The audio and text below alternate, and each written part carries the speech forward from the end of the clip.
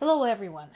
Multiple sources now confirm that Russia army basically made very little progress since 2024, partly thanks to losing access to the Starlink services on the portion of Ukrainian territory that they currently occupy.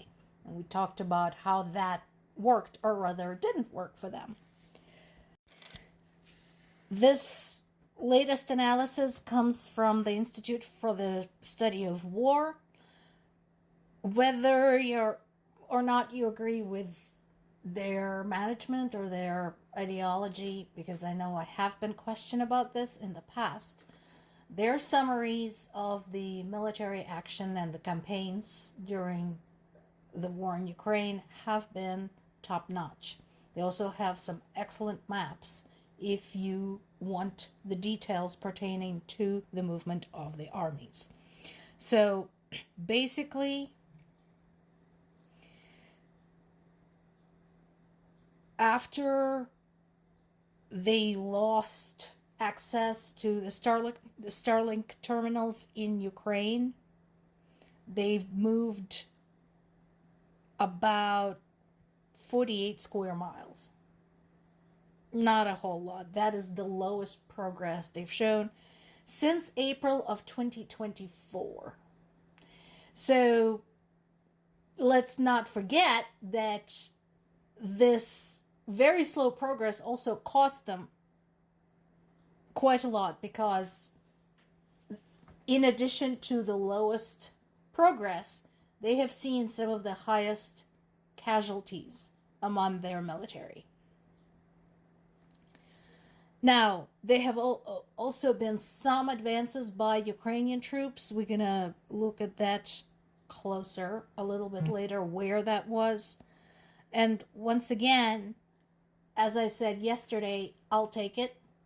Particularly, I'm glad that some of the progress was made by Ukrainian military in my native Zaporizhia region, because shit was getting really close to my parents. So, like I said, I'm not complaining. Russia's Shahris oil terminal was forced to suspend its oil loading operations because it was hit by another Ukrainian drone attack. And again, let's not forget, so when you have an oil terminal, it's not like just one place or one thing or one pump with a pipe. It's not like that. It is usually a large complex with multiple buildings, and it is a very dangerous location because, as I mentioned before, all it takes is one or two. Or even if the drones are shot down, burning pieces fall down on top of a place chock full of oil.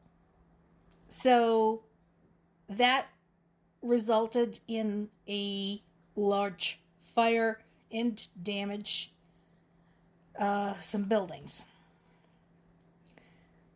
This particular oil outlet is one of the big ones. This is located in Russia's port of Novorossiysk. We talked about Novorossiysk yesterday and why it is one of the objects of interest, so to speak. And it is considered a valid military target. So this particular oil terminal normally loads 700,000 barrels per day.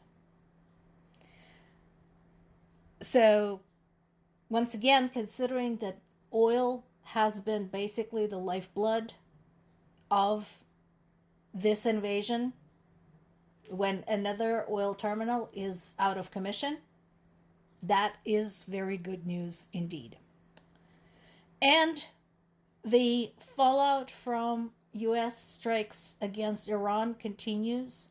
One of the things that is going to probably happen is that the talks between Russia and Ukraine that was supposed to take place in Abu Dhabi may have to be moved to Turkey or to Switzerland. And another thing to remember is that Russia and Iran are allies. US, or rather US administration, desperately trying to force feed some kind of peace agreement into the situation, doesn't seem to understand that Russia is pissed off right now, because if Iran is out of commission, they're losing their drone supplier. They can't be happy about that. And they have already expressed their indignation at the UN Assembly meeting. So, something to keep in mind. This is going to be interesting. The war continues, of course, and Russia continues targeting Ukrainian civilians. At least 8 people were killed, and that includes the casualties during the attack on that passenger train. 3 people were killed in the eastern city of Kramatorsk, that is in the Donetsk region. And that's another one that Russians have been trying to take over and over, and they have been basically sitting there for years now. And in addition, 2 people were killed and 13 wounded in Drushkivka. So, regardless of where they were, Russia continues murdering Ukrainian civilians. That is the only thing that matters here.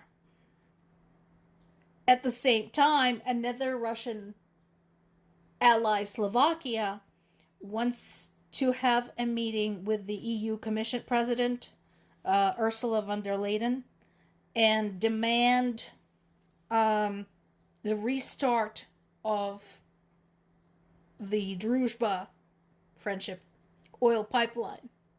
And again, we talked several days ago about how fucked up that situation is, and how Ukraine basically doesn't really owe them anything. If they want that back up and running, they should be talking to Russia, not to EU, not to Ukraine. Talk to Russia. If Russia pulls out of Ukraine and leaves Ukraine alone, everything goes back to normal. And Ukraine is in the process of completing all of the technical work that is required to open negotiations for joining the EU. Again, I am not sure how that's going to work, considering the war is still going on. But Ukraine had demonstrated itself to be a really kind of awesome ally, and it is now one of the biggest military experts in the world. So, something to think about, both for the EU and for NATO. So, this is what I was talking about. There is a big article, big summary on Kyiv Independent website if you want details, talking about where Ukrainian troops made progress. Talking about which settlements were liberated, how many, what is going on. And I'm sure there is more in the works, because remember I told you, it's just that Ukrainian military command wisely does not announce its plans because the enemy is listening. So I'm sure there's more in progress. Having just survived a brutal winter, all of Ukraine is already taking down lessons learned and starting to prepare for the next winter. Smart thing to do, because nobody is taking anything for granted.